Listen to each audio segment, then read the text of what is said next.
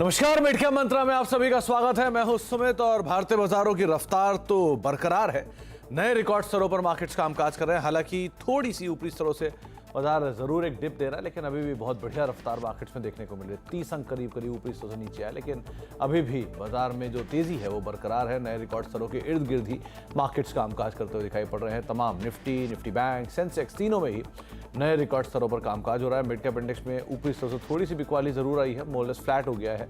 And small cap index भी ऊपरी स्तर से थोड़ा सा टूटने के बाद फ्लैट हो गया, लेकिन फिर भी ब्रॉडर मार्केट्स के अंदर जो खरीदारी, जो फ्रंट लाइन इंडेक्स के अंदर खरीदारी है वो बरकरार है। एडवांस डिक्लाइन के लिहाज से जो एडवांसेस की सिचुएशन पहले थी वो थोड़ी कम जरूर हुई है, लेकिन फिर भी एडवांसेस ही बेटर साइड पे मार्केट्स के आपको दिखाई पड़ेंगे, क्योंकि ब्रॉडर मार्केट्स में अभी भी खरीदारी जरूर है। हालांकि तेजी थोड़ी कम जरूर हुई है। जो 1250-1300 शेयर तेजी में थे और 1000 शेयर गिरने वाले थे, वो अब बढ़ के 1200 की तरफ गिरने वाले शेयर आ गए हैं और बढ़ने वाले शेयर भी 1200 के आसपास आ गए। तो ये जो 60-40 का रेशियो था वो 50-50 का रेशियो आपको दिखाई पड़ेगा। आगे भी हम बातचीत करें कई सारे शेयरों पे, कई सारे ट्रिगर पे, कई सारी खबरों पर, लेकिन पहले रुक कर लेता है डायस का। रिलायंस के दम पर बाजार में दमदार तेजी, 110 अंकों के बढ़त के साथ निफ्टी निकला 22,800 के करीब। निफ्टी बैंक में 275 अंकों का उछाल। आईसीआईसीआई बैंक से मिल रहा है सहारा। दिग्गजों के मुकाबले मिड कैप स्मॉल कैप में एक्शन कम। सीमेंट शेयरों में जोरदार तेजी। इंडिया सीमेंट में 15% के साथ उछाल, साथ ही अल्ट्राटेक, रैमको और जेके सीमेंट में भी 3 से 4% तक का उछाल। वायदा का टॉप 5 गेनरों में सीमेंट के 3 शेयर। वेदांता में करीब 4.5% हिस्से की ब्लॉक डील। वहीं मैपमा इंडिया में 143 करोड़ रुपए के शेयर बिके। दोनों कंपनियों में प्रमोटर के शेयर बेचने की खबरें। सौदे के बाद दोनों कंपनियों के शेयर फिसले। स्पेक्ट्रम नीलामी खत्म हुई। 7 राउंड बाद सरकार को 11,340 करोड़ रुपए की आय हुई। कुल 131 मेगाहर्ट्ज स्पेक्ट्रम के लिए बोलियां मिली। बिहार, मध्य प्रदेश, उत्तर प्रदेश पूर्व और पश्चिम बंगाल में स्पेक्ट्रम की मांग देखी गई। 5, 4, 3, 2, पाइपिंग सोल्यूशन देने वाली कंपनी डीईई इन्वेस्टमेंट की धमाकेदार लिस्टिंग। 67% प्रीमियम पर हुई लिस्ट। 203 रुपए के इश्यू प्राइस के मुकाबले 340 रुपए पर हुआ आगाज। लगातार दूसरी बार ओम बिरला बने स्पीकर। एनडीए ने जीता ध्वनि मत से चुनाव। पीएम बोले ऐतिहासिक पल। राहुल अखिलेश ने कहा उम्मीद है विपक्ष को बोलने का मौका मिलेगा।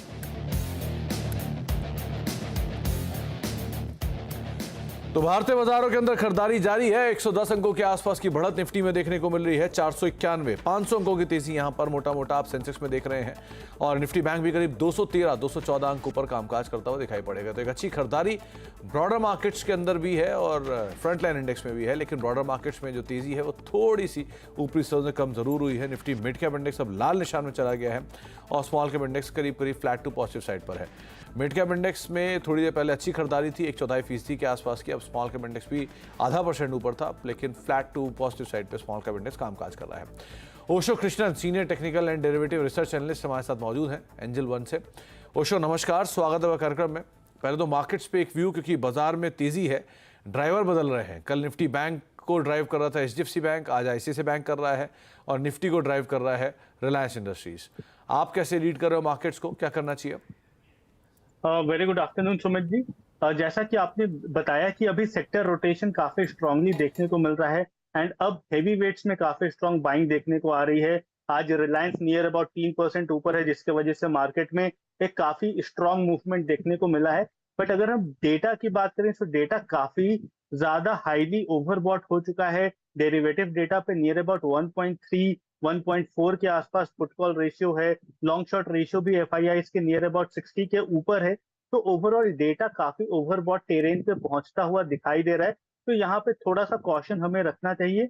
नो डाउट मार्केट अभी भी हायर हाइज बना रहा है, बट जैसे हमें अनुमान है कि कल निफ्टी में एक्सपायरी रहेगी, तो थोड़ा जितने भी लॉन्ग पोजीशंस हैं उनमें थोड़ा अनवाइंडिंग बनते हुए दिखाई दे सकता है।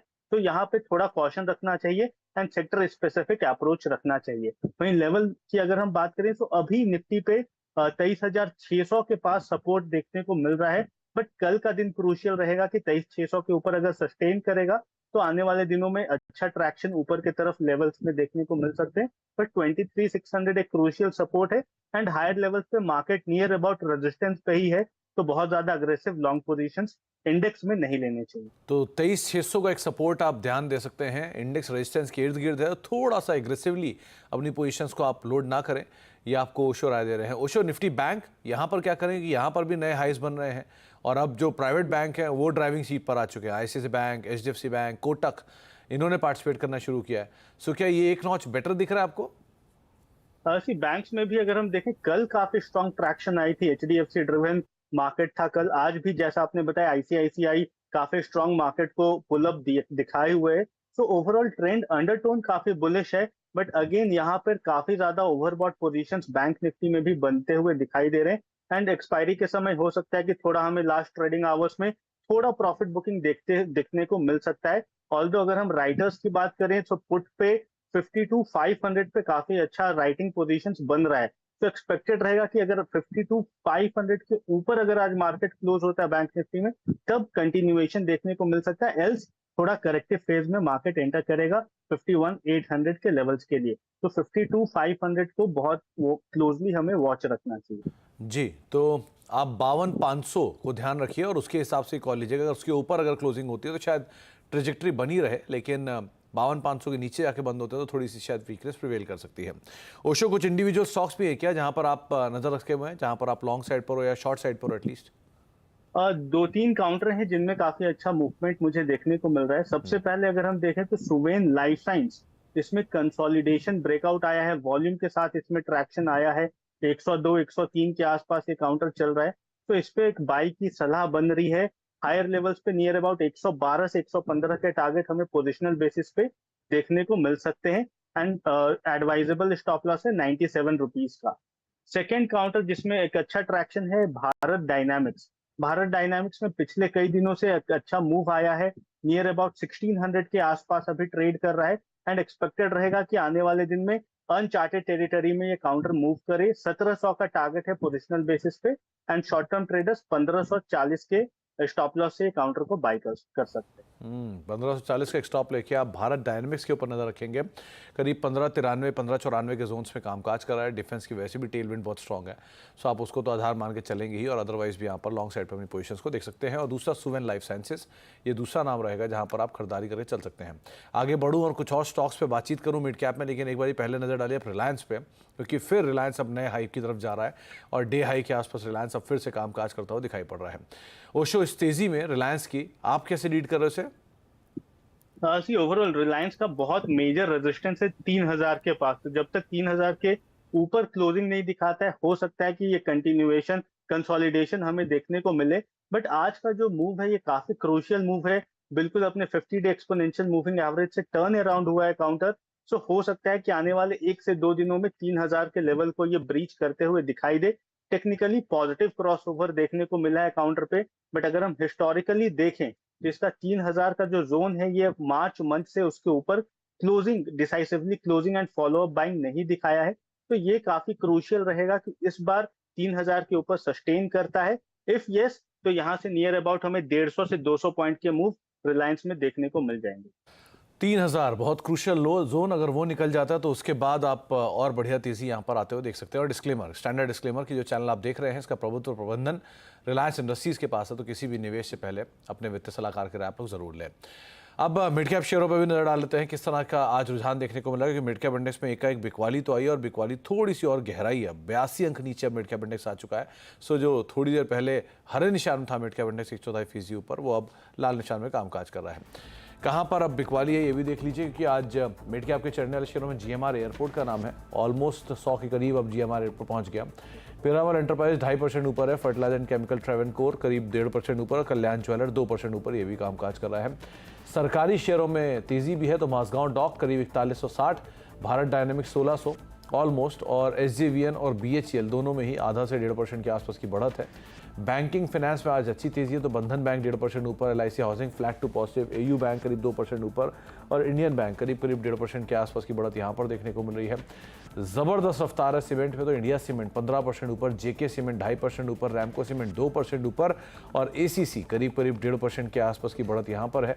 रियल स्टेट स्पेस में लगातार तीसरा दिन की गिरावट और मैक्रोटेक डेवलपर 2% नीचे, ओबरॉय रियल्टी करीब 2% नीचे और गोदरेज प्रॉपर्टी भी करीब 0.5% के आसपास की बिकवाली दिखा रहा है। मिड कैप इंडेक्स में गिरावट है मैक्स लाइफ केयर में, और एक्ल फाइनेंशियल 2.5% नीचे, HDFC AMC 1.5% नीचे है और मेट्रो ब्रांड्स यहाँ पर भी करीब 1.5% के आसपास की बिकवाली आज देखने को मिल रही है। लेकिन आज एक बढ़िया अपमूव है टेक्सटाइल में, रेमंड 8% ऊपर, गोकुलदास 4% ऊपर, सतलज टेक्सटाइल 4.5% ऊपर, नंदन डेनिम को छोड़िए। लेकिन आप बाकी टेक्सटाइल कंपनियों को देखेंगे तो वहाँ पर एक अच्छा अपमूव आता हुआ दिखाई पड़ रहा है। दरअसल इसके पीछे एक ट्रिगर भी है। ट्रिगर ये है कि टेक्सटाइल शेयरों में जो बढ़िया तेजी है उसमें टेक्सटाइल मंत्री गिरिराज सिंह ने के उस बयान के बाद आई है जिसमें उन्होंने टेक्सटाइल PLI स्कीम का दायरा बढ़ाए जाने की बात की है। गिरिराज सिंह से एक्सक्लूसिव बातचीत हमारे संवाददाता रोहन सिंह ने की है, आपको वो सुनवाते हैं।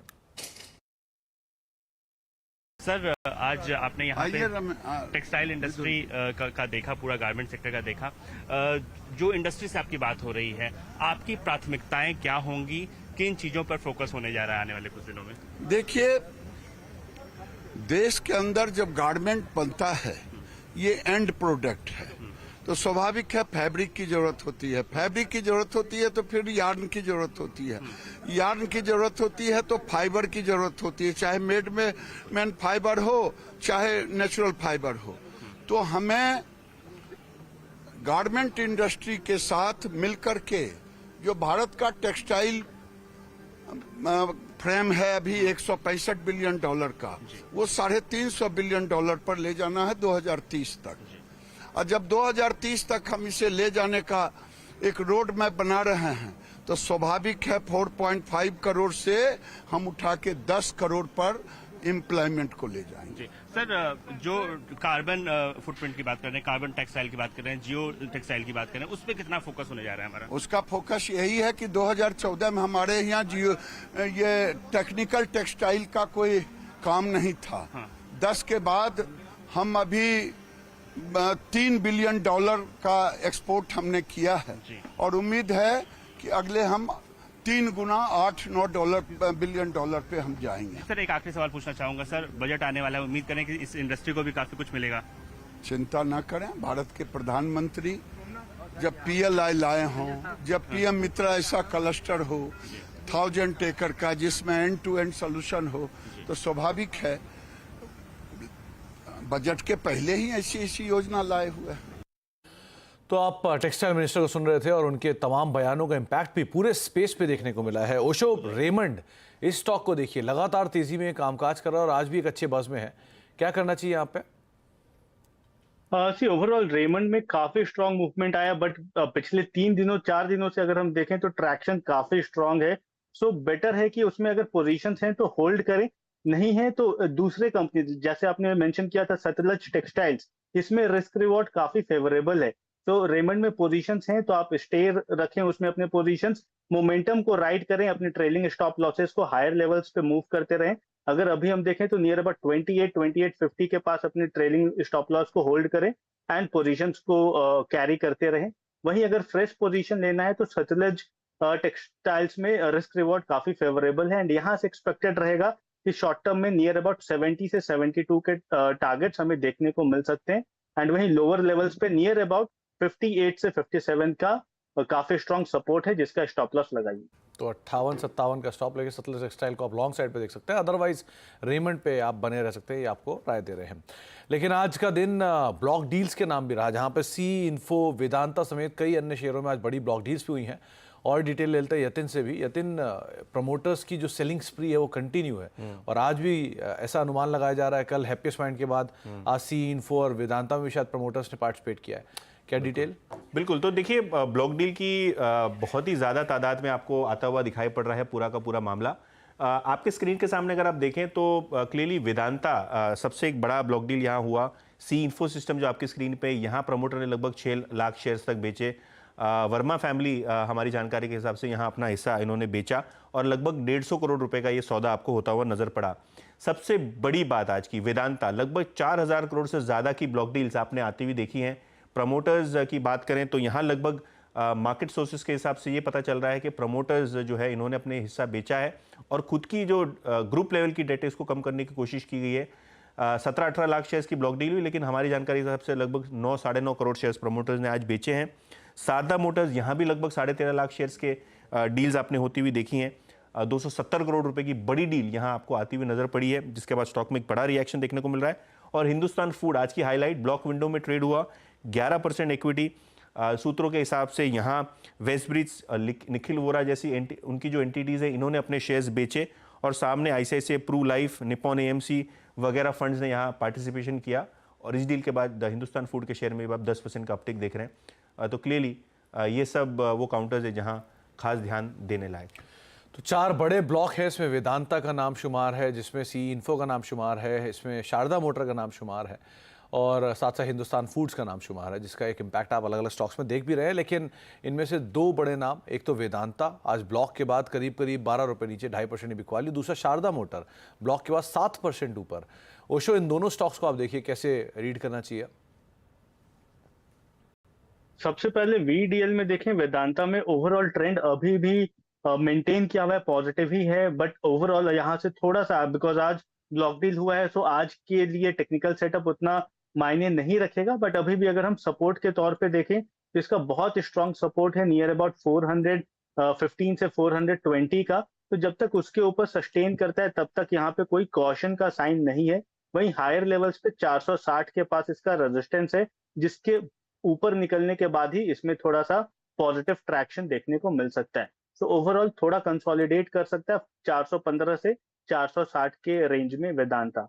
एंड शारदा मोटर्स में अगर हम देखें, इसमें पिछले 3 दिन में बहुत ही स्ट्रांग मूवमेंट आई है। टेक्निकली डेवलपमेंट्स में ओवरबॉट पोजीशंस बन चुके हैं काउंटर में। सो अगेन यहाँ पे रिस्क रिवॉर्ड फेवरेबल नहीं है, मोमेंटम है, मोमेंटम को राइड करें। फ्रेश पोजीशंस यहाँ पे लेने की सलाह नहीं बनती है। थोड़ा करेक्शन आता है नियर अबाउट 1850 के पास, तब अपने पोजीशंस को एक्यूमुलेट करें। एल्स अगर पोजीशन है तो आप अपने पोजीशन को होल्ड करें 1900 का स्टॉप लॉस के साथ। 1900 का स्टॉप लगाएं, नई पोजीशन ऐड ना करें शारदा मोटर में, थोड़ा कूल ऑफ हो जाए फिर आप एक बार को दोबारा देख सकते हैं। आगे बातचीत करेंगे हम कुछ और स्टॉक्स को लेकर भी। ब्रेक का वक्त हो गया, लेकिन जाने से पहले एक बार जरा टेलीकॉम स्टॉक्स फिर से दिखाइए, यानी कि रिलायंस, भारती और आइडिया, तीनों के तीनों स्टॉक्स में एक का एक वापस तेजी और बढ़ी है। रिलायंस तो ऑलरेडी DI के आसपास कामकाज कर रहा है 2.5% की शानदार तेजी के साथ। भारतीय एयरटेल में एक स्पाइक फिर से आया और 2.5% ऊपर अब ये भी आ चुका है। और वोडाफोन आइडिया में एक स्पाइक आया और 1770 के इर्द गिर्द ये स्टॉक भी ट्रेड करता हुआ दिखाई पड़ रहा था। एक बढ़िया तेजी तमाम टेलीकॉम स्टॉक्स में एक बार फिर से आते हुए दिखाई पड़ रही है। आपको बता दूं कि जो बिडिंग है टेलीकॉम को लेकर वो अभी खत्म हुई है, उस पर भी हम आगे बातचीत करेंगे। लेकिन अभी एक ब्रेक का वक्त हो गया, ब्रेक के बाद लौटते और इन स्टॉक्स पे आगे अच्छे चर्चा करते हैं। एक छोटे से ब्रेक के उस पर मंत्रा और मार्केट्स ऑलमोस्ट डे हाई के आसपास वापस कामकाज करते हुए 120 अंकों की बढ़त है। निफ्टी में सेंसेक्स भी करीब 386 अंक ऊपर है और आज की जो पूरी तेजी है उसका बड़ा दारोमदार है रिलायंस इंडस्ट्रीज पर। और रिलायंस इंडस्ट्रीज के लिए एक बड़ा ट्रिगर है स्पेक्ट्रम की नीलामी। 7 राउंड के बाद स्पेक्ट्रम की नीलामी दूसरे दिन ही खत्म हो गई है। स्पेक्ट्रम नीलामी से सरकार को करीब 11,000 करोड़ रुपए की आय हुई है और इस खबर पर पूरी जानकारी के लिए हमारे साथ असीम मौजूद भी हैं। असीम, आज सेकंड डे और ये बात जो आप कर रहे थे कि 8 राउंड की स्पेक्ट्रम की नीलामी होगी, 7 राउंड में ही ये खत्म हुई है, क्योंकि कुछ ऐसा भी है कि शायद अर्नेस्ट मनी ज़्यादा डिपॉजिट होने के बाद पार्टिसिपेशन कुछ कंपनी की तरफ से हल्का था, लेकिन एक्सपेक्ट गवर्नमेंट ज़्यादा रेवेन्यू कर रही थी। क्या डिटेल है आपके पास? जिस समय जब से स्पेक्ट्रम की नीलामी शुरू हुई थी तो सरकार को ये उम्मीद थी कि 15,000 करोड़ रुपए तक की आय उनकी हो सकती है, लेकिन कुल स्पेक्ट्रम की नीलामी जो है वो 7 राउंड चली और 11,340 करोड़ रुपए तक की सरकार की इस नीलामी के अंदर आय रही और करीबन 141 मेगाहर्ट्ज के आसपास सरकार का स्पेक्ट्रम बिका। सरकार ने करीबन 96,000 करोड़ रुपए का स्पेक्ट्रम ऑक्शन के लिए रखा था और 10,000 मेगाहर्ट्ज से ज़्यादा स्पेक्ट्रम नीलामी के लिए रखा गया था, लेकिन बिका 141 मेगाहर्ट्ज और सरकार की आय 11,340 करोड़ रुपए के लगभग सिमट करके रह गई है। कौन सी कंपनी ने कितना स्पेक्ट्रम खरीदा। इसकी फॉर्मली जानकारी अभी थोड़ी देर के अंदर आएगी। टेलीकॉम कंपनियां जैसे जो लिस्टेड कंपनियां वो स्टॉक एक्सचेंज पर भी इसकी जानकारी देंगी कि उन्होंने कितना स्पेक्ट्रम मार्केट खरीदा है। लेकिन जो हमें सूत्र बता रहे हैं कि भारतीय एयरटेल ने 8,000 करोड़ से लेकर के 9,000 करोड़ रुपए तक का स्पेक्ट्रम यहाँ पर खरीदा हो सकता है। वोडाफोन आइडिया ने करीबन 2,000 करोड़ रुपए तक का स्पेक्ट्रम खरीदा हो सकता है। फाइनल जानकारी आते आते चार्ज जो है वो बच सकते हैं। सरकार भी तभी आधिकारिक जानकारी देगी। फाइनल अभी ऑडिट जो है वो ऑक्शन का चल रहा है, लेकिन हम ये कह सकते हैं कि फाइनली ऑक्शन खत्म हो गई है। सरकार को 11,340 करोड़ रुपए की आय हुई है और टेलीकॉम कंपनियों को 10% इसका अगले 10 दिन के अंदर सरकार को जमा कराना है। लेकिन आज कुछ भी कहिए असीम, पूरा सेक्टर जरूर बजिंग है। आप रिलायंस को देखिए, डे हाई पर कामकाज कर रहा है। आप भारतीय एयरटेल को देखिए, एकाएक तेजी फिर बढ़ी इसमें और डे हाई के आसपास भारतीय एयरटेल कामकाज कर रहा है। और वोडाफोन आइडिया भी अब डे हाई के आसपास फिर से कामकाज करते हुए दिखाई पड़ रहा है। 2.5% तेजी भारतीय एयरटेल में है एंड सबसे ज़्यादा तेजी वोडाफोन आइडिया में है, जो करीब 4%, 3.5-4% के आसपास की तेजी में अब डे हाई के आसपास ट्रेड कर रहा है। पूरा सेक्टर जबरदस्त बज़ के साथ अभी कामकाज करता हुआ दिखाई पड़ रहा है। बहुत बहुत शुक्रिया असीम, आगे भी आपसे इस पर और बातचीत करते रहेंगे समय समय पर। लेकिन जाने से पहले बार खिलाड़ियों का अपडेट भी देख लेते हैं किस तरह की सिचुएशन यहाँ पर है। इस हफ्ते 5paisa.com के रुचित जैन, पृथ्वी फिनमार्ट के हरीश गुजरारे और मार्केट एक्सपर्ट अमित सेठ, इन तीनों के बीच में मुकाबला है। हरीश ने एक GSFC पे कॉल दी थी जो कि 275 रुपये के टारगेट्स के लिए 237 का एक स्टॉप लॉस उन्होंने रखने की राय यहाँ पर दी है। इसके अलावा हरीश की तरफ से बोरोसिल रिन्यूएबल्स पे वो एग्जिट कर गए हैं 513 रुपये के आसपास। 570 के टारगेट्स के लिए खरीदारी की राय दी थी, 500 का एक स्टॉप लॉस था। और तीसरा नाम अमित सेठ की तरफ से जो है वो है एक्सिस बैंक, जहाँ पर उन्होंने खरीदारी की राय दी थी और प्रॉफिट्स को अपने बुक कर लिया। इनफैक्ट टारगेट गलत, लेकिन प्रॉफिट्स को अपने बुक कर चुके हैं। तीनों ही खिलाड़ियों का जो रिटर्न है उसमें अमित लीड कर रहे हैं 6.5% के पॉजिटिव रिटर्न के साथ, रुचित नेगेटिव 7.5% और हरीश नेगेटिव 3.5% के रिटर्न के साथ सोफार कामकाज करते हुए दिखाई पड़ रहे हैं। ब्रेक का वक्त है और ब्रेक के उस पार नो योर कंपनी, और नो योर कंपनी में आज हम बातचीत करने वाले हैं SP अपैरल्स की मैनेजमेंट के साथ। हमारे साथ P सुंदरराजन जी मौजूद रहेंगे, खासतौर से एक्सपेंशन प्लान्स को लेके और सेक्टर के आउटलुक को लेकर बातचीत होगी छोटे ब्रेक के उस पार। फिलहाल इतना ही, नमस्कार।